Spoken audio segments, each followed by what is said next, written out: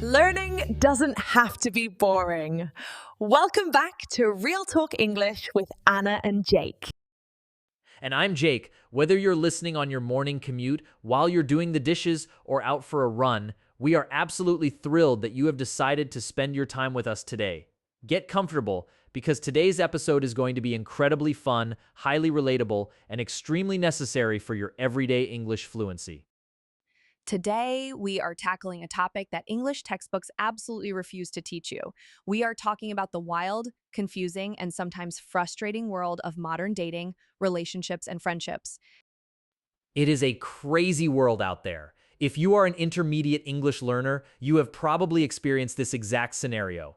You sit down at a coffee shop with your native English-speaking friends, you feel confident because you've studied your grammar rules and your vocabulary lists. But then your friend starts complaining about her weekend. She says, I was in the talking phase with this guy, but it turned into a situationship, and there were so many red flags that eventually he just ghosted me. And you just sit there staring at your coffee, completely lost, all the individual words, talking, red, flag, ghost. But when they are put together in that context, they mean something entirely different. The reality is that the vocabulary surrounding human relationships has completely transformed over the last 10 years, largely because of the internet and smartphone apps. Exactly. If you look at an old textbook from 20 years ago, it will teach you words like courting, going steady, or suitor. If you use those words in 2026, native speakers will look at you like you just stepped out of a time machine from the 1800s. So, today we are going to decode the slang of modern relationships. We are going to cover dating apps, the warning signs of bad behavior, how to talk about your platonic friendships, and the newest 2026 internet slang that is dominating social media. We will break down exactly what these phrases mean, the grammar of how to use them in a sentence, and the cultural context behind them. Let's start at the very beginning of modern romance, the smartphone. Whether it is Tinder, Bumble, Hinge, or any other app, the digital dating world has created its own mini dictionary. The most foundational terms you need to know are swiping and matching. On these apps, you look at a person's profile. If you slide your finger to the left across the screen, it means you're not interested. If you slide your finger to the right, it means you like them. So, in modern English, to swipe right on someone means you find them attractive or interesting. This phrase has become so popular that we use it in real life now, not just on the apps. If I see a delicious dessert at a bakery, I might jokingly say, "Oh, I would definitely swipe right on that chocolate cake. It just means I approve of it." Now, if two people swipe right on each other, it is called a match. As a noun, you can say, I got a new match today. As a verb, you can say, we matched on Tuesday. Once you match, you enter the very first stage of modern dating. It is a highly specific, unofficial stage called the talking phase. Jake, can you explain what the talking phase is? I would love to. The talking phase is that fragile period of time where two people are texting each other, maybe sending voice notes, and perhaps hanging out casually, but they are not officially dating. They are just feeling each other out. It is a testing period. Right. And grammatically, it is almost always used with the verb to be in. For example, you would say to your friend, "Are you guys dating?" And your friend will reply, "No, no, we are just in the talking phase." It is a protective shield. It tells the world that you're interested, but you haven't made a serious commitment yet. But the talking phase can be dangerous because there is no commitment. This is the stage where people frequently experience our next major vocabulary word, ghosting. Oh, ghosting. This is probably the most famous modern dating term in the English language. To ghost, someone means to suddenly and completely cut off all communication with them without any warning, explanation, or argument. You just vanish into thin air, exactly like a ghost. It is a terrible feeling. One day you're texting back and forth, making jokes and planning a date. The next day you send a message and they do not reply. You wait a day, you send another message. Still nothing. They haven't blocked you. They haven't told you they are no longer interested. They have simply disappeared. Let's look at how to use this grammatically because it acts as a regular verb. In the past tense, you can say, "I ghosted him," meaning I am the one who disappeared. In the passive voice, which is very common, you say, "I was ghosted" or "I got ghosted." And in the present continuous, "I think she is ghosting me." And unfortunately, ghosting has some evil cousins. Have you heard of breadcrumbing? Yes, breadcrumbing is almost worse than ghosting.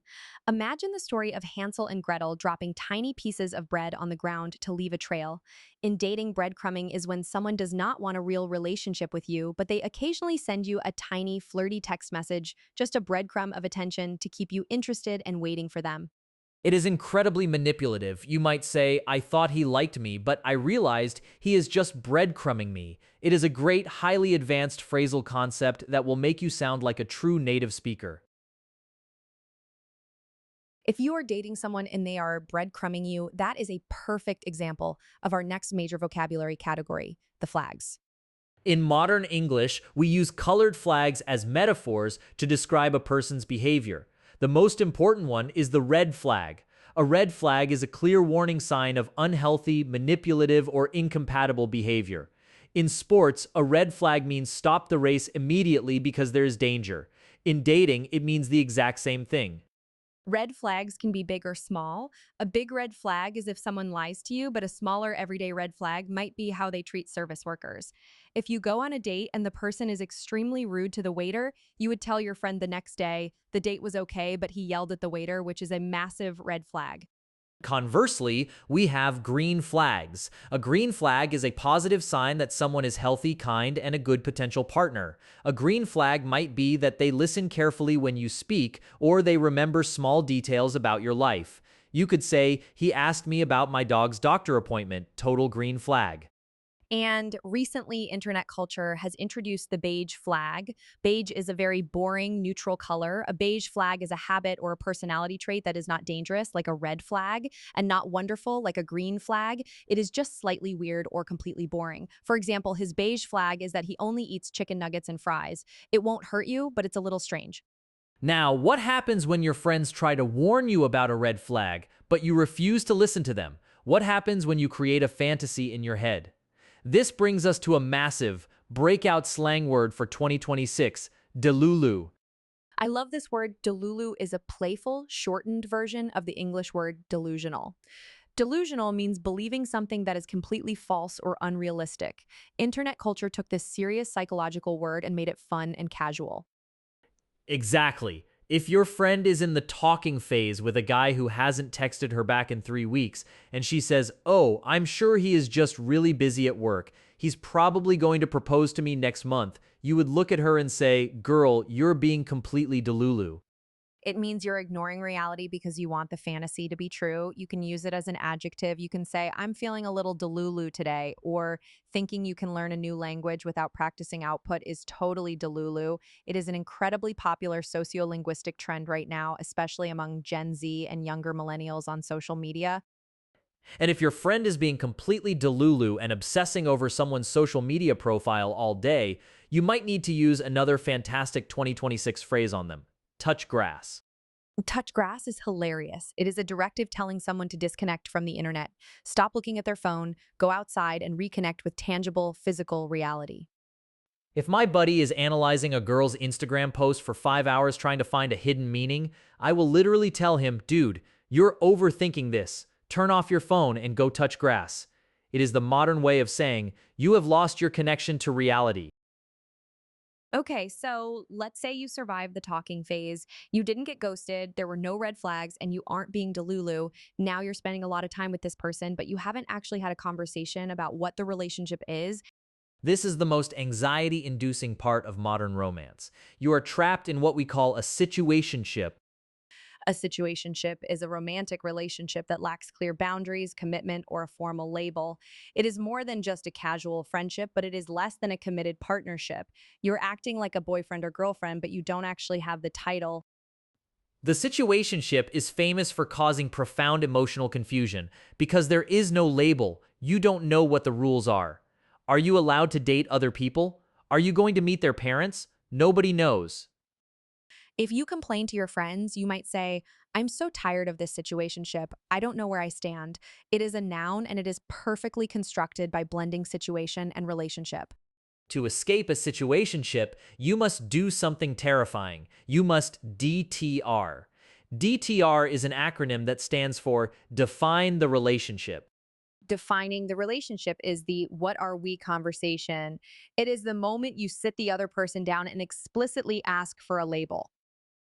You might tell your friend, "We have been seeing each other for 3 months.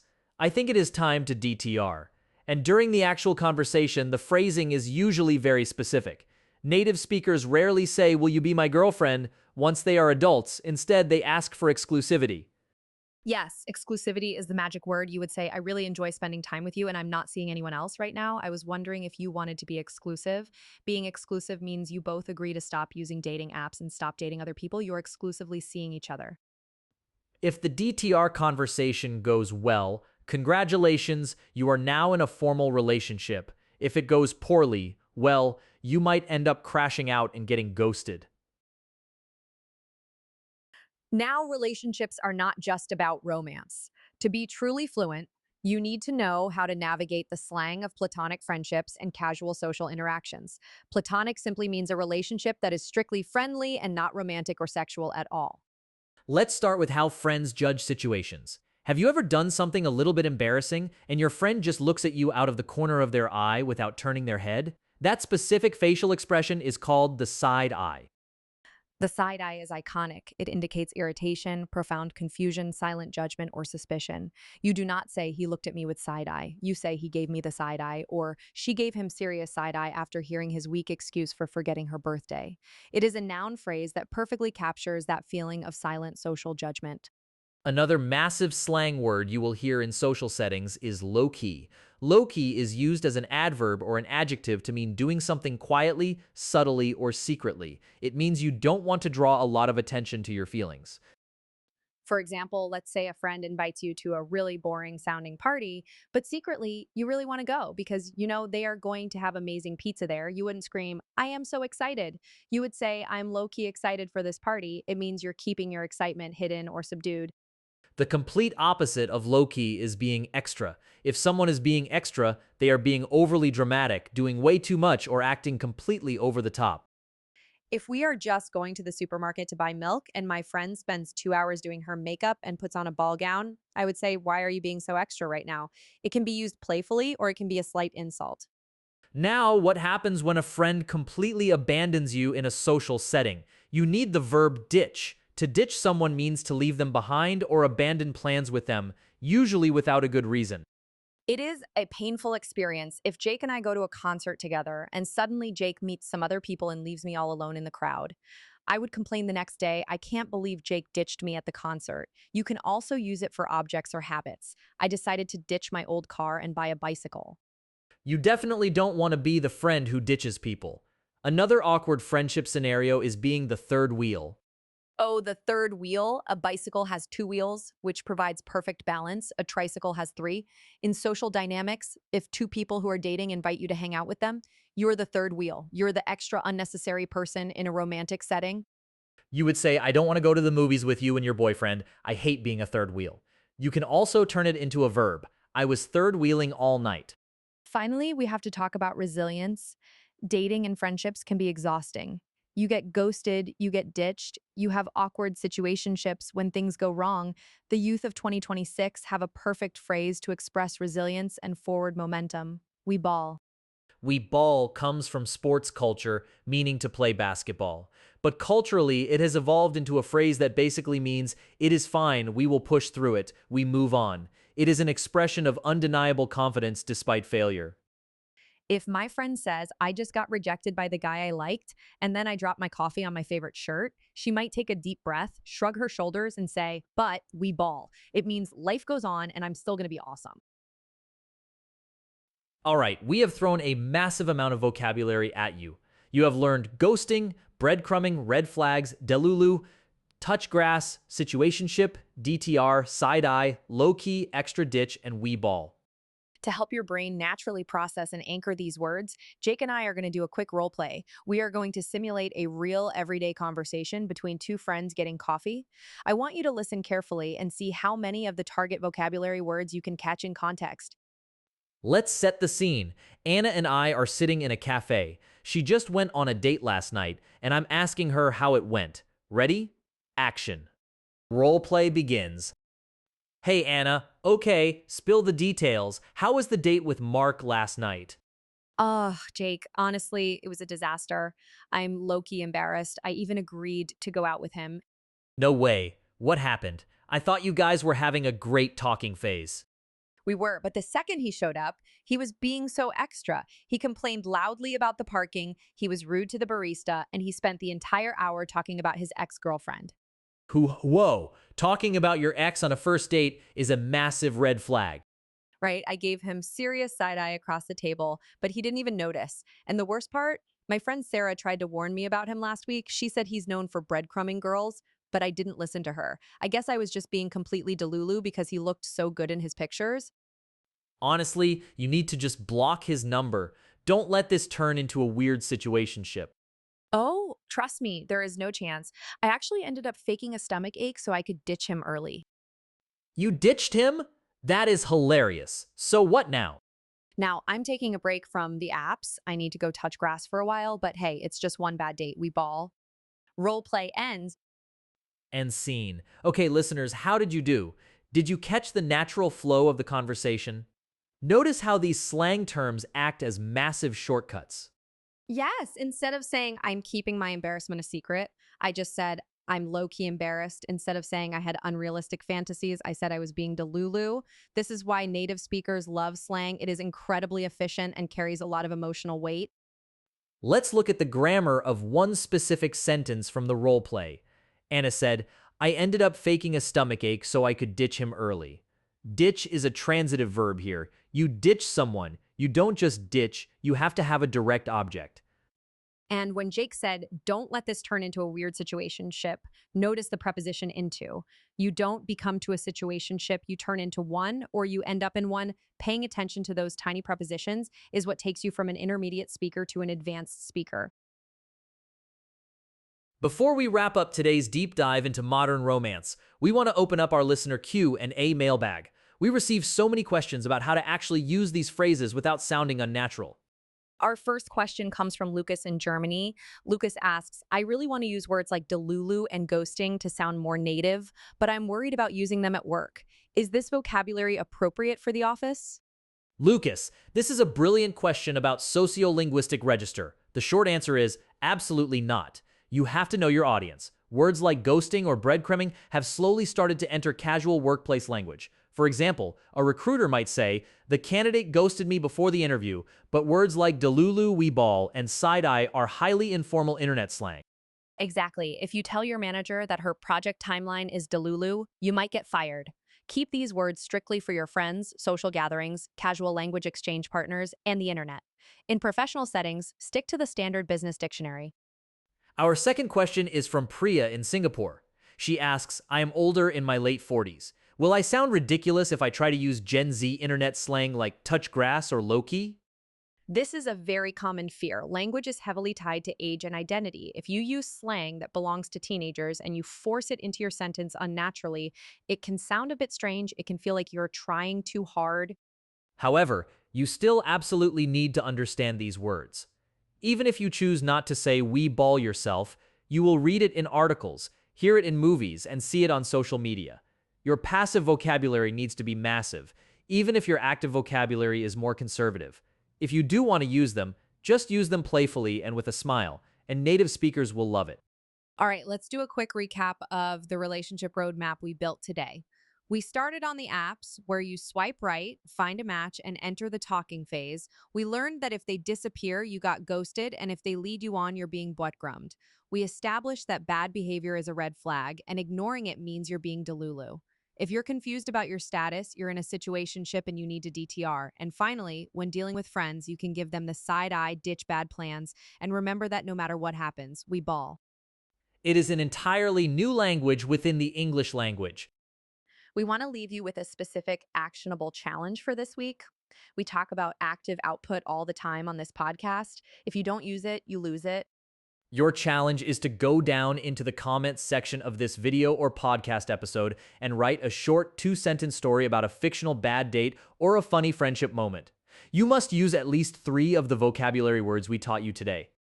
For example, I went on a date and he was being so extra. I gave him the side eye and then I ditched him. Write your story in the comments. It is a safe, fun environment, and Jake and I will be down there reading and reacting to your stories. Thank you all so much for spending part of your day with us. If this episode helped you finally understand what your native speaking friends are talking about, please share it with another English learner who might be trapped in a situationship. And don't forget to hit the subscribe button so you never miss our deep dives into real modern English fluency. Keep practicing, stay confident, and go touch grass if you need a break from studying. This is Jake. And this is Anna. You have been listening to the Real Talk English podcast. We will see you in the next real conversation. Bye for now.